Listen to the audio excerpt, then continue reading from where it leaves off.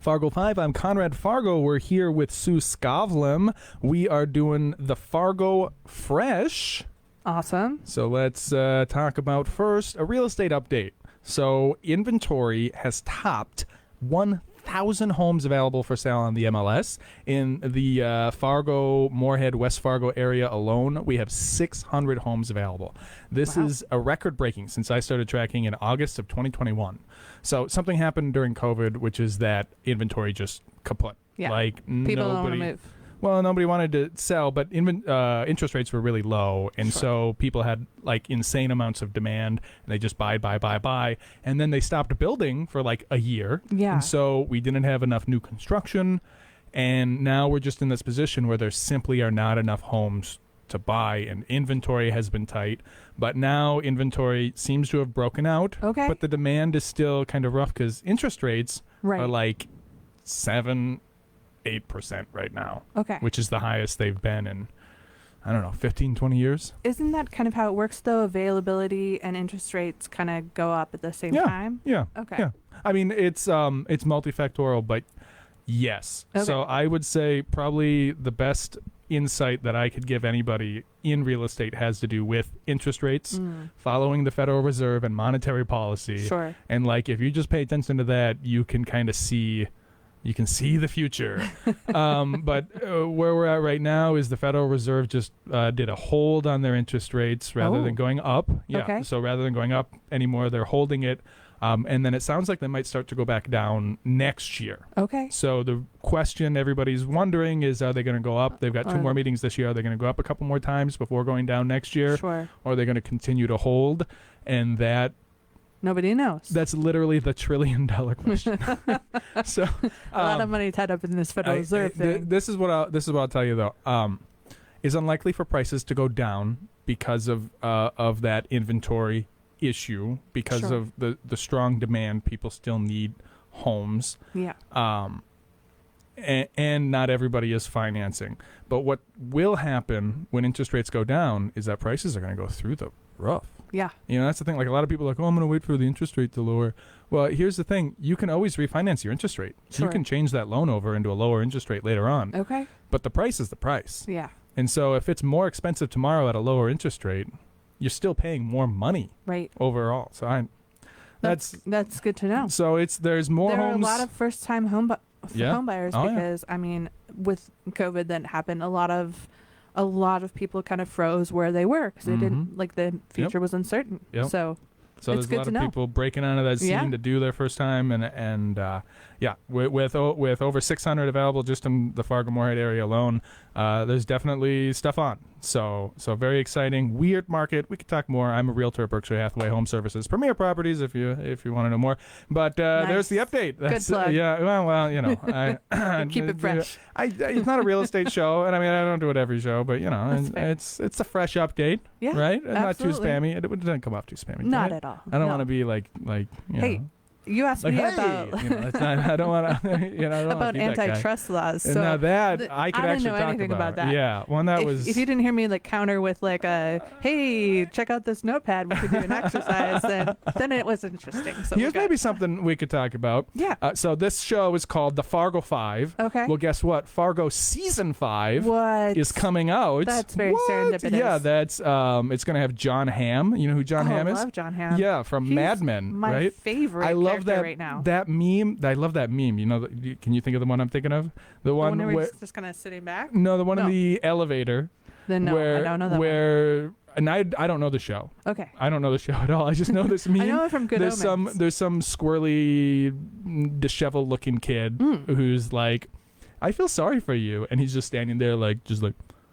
I don't think about you at all. and it's just it's just like that energy of like. He has a very like straight man, like straight character. I shouldn't say straight man, but like straight character. Like in comedy sort of field, very deadpan. Yeah. Like everything about him is just like.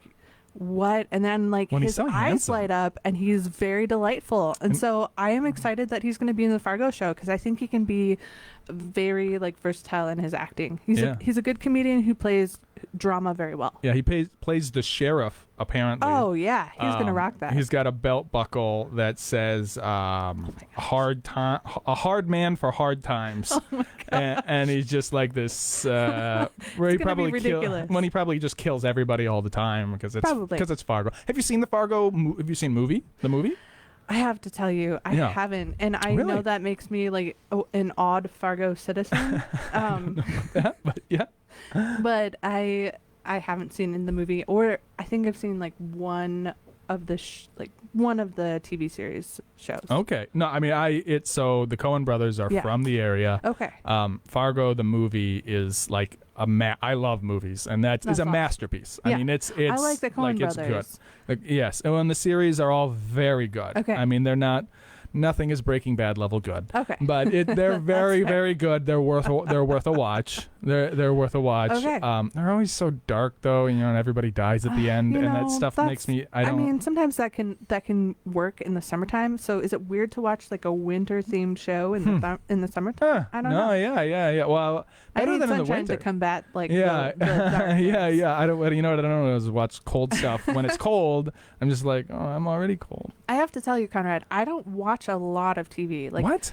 Maybe one or two like shows a quarter, maybe. But what do you stare at night? I read a lot of books. Like words on paper? Like words on paper. Like I go to the library. I know. But have you never heard? What I do for a living is I do social media marketing. I write a lot of people's messaging for their entire year, whether it's on their website or it's all screen all the time. And then when I like go off in the evening by myself after I've put my toddler to bed, I sit and read a book with a cup of hot chocolate.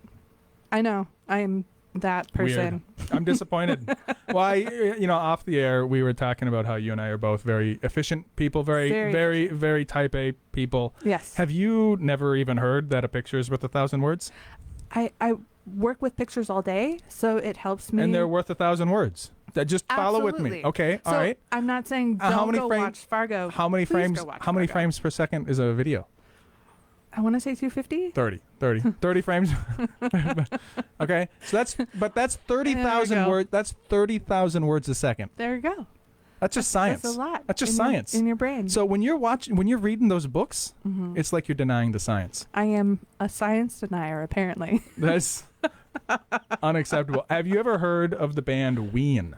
I have, surprisingly. Yes. Specifically because my husband and a couple of our friends really love them. Your husband needs to be my friend. Probably. I think we're gonna bro out. He's pretty bro. I love Ween. So I was introduced to them by my former boss, mentor, source of unending inspiration, and man of slightly above average character. Wow, Brent Visty. Yeah, that is quite the compliment. The only job I've ever had, he was my boss there for a minute and a half, and I haven't had a job in 11 years. But when I was there, he would play Ween, and it was awesome. It set the tone for the whole workday. I mean, Ween is one of my favorite bands, and they're so versatile. So we are going to listen to Ween. This goes out to you, Brent. There you go. There you go. All right. He told me to read my former boss, mentor, source of unending inspiration, and man of slightly above character. Yeah, I did it. I'm contractually obligated. I have fulfilled the contract, and now we are going to listen to some Ween. Don't go nowhere.